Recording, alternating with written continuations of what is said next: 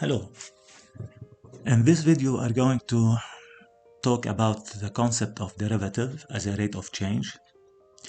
On the right side here, you can see a container containing a certain liquid. Okay.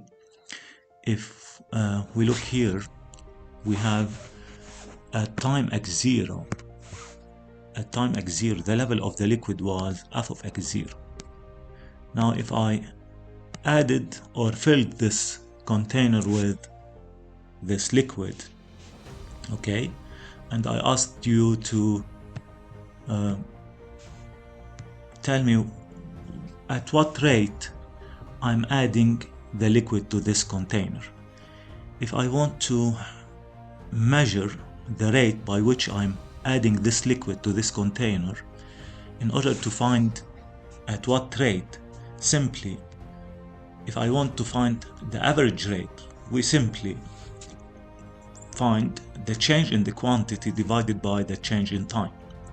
So simply I put the final level of the liquid at time x0 plus h, okay, minus the level of the liquid at its initial place at time x0. So it will be, the average rate will be f of x0 plus h minus f of x0 over h.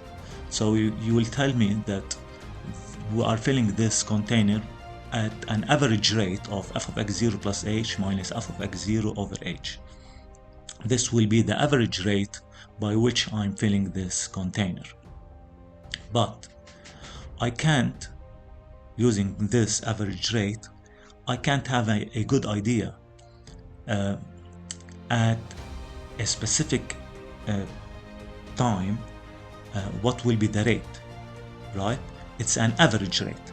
So if I want to find the average rate at any specific moment in time, I need to make these measurements so close to each other.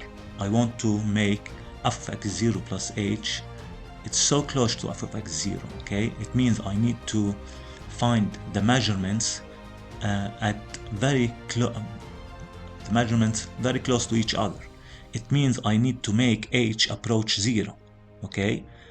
It means I can't measure the container, the liquid in the container now and after 2 hours or after an hour.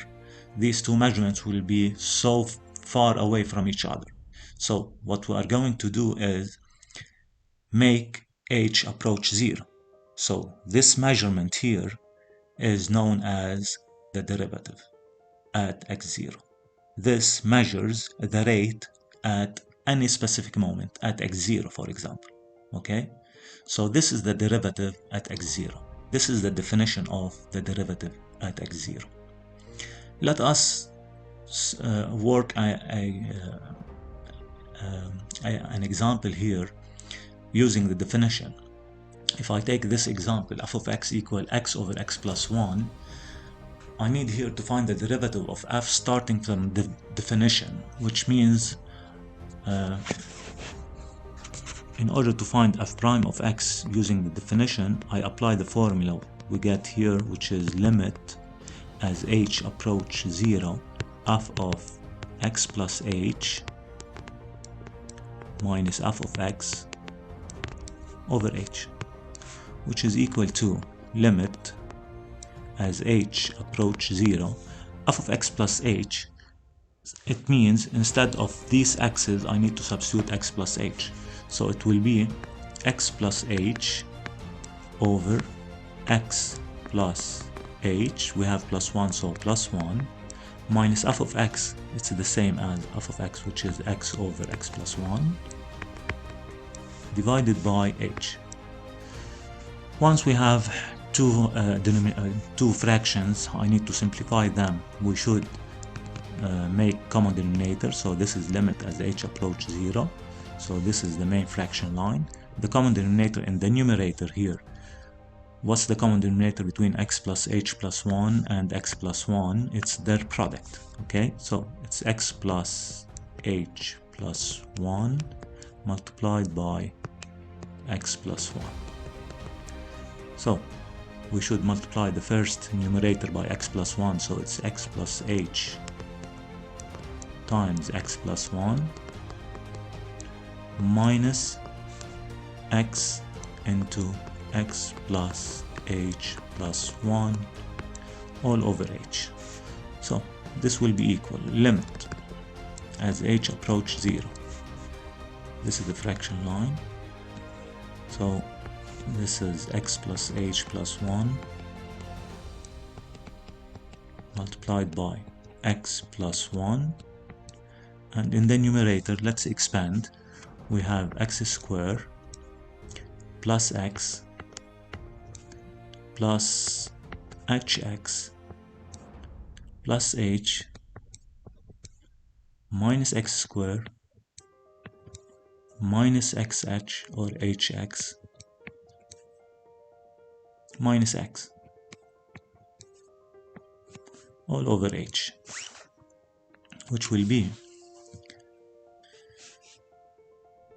cancelling x squared and minus x squared,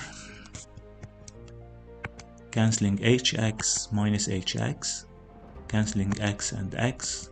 What's left is h over, so this is equal to limit as h approach 0 of h over x plus h plus 1 times x plus 1 all over h, so h over 1, and we do outer times outer over inner times inner, which will be limit as h approach 0 of h over h times x plus h plus 1 times x plus 1. Cancelling h and h, we get 1 over this, and making h approach 0, what do we get? As h approach 0, it's going to be equal to 1 over x plus 1 times x plus 1, which is x plus 1 squared.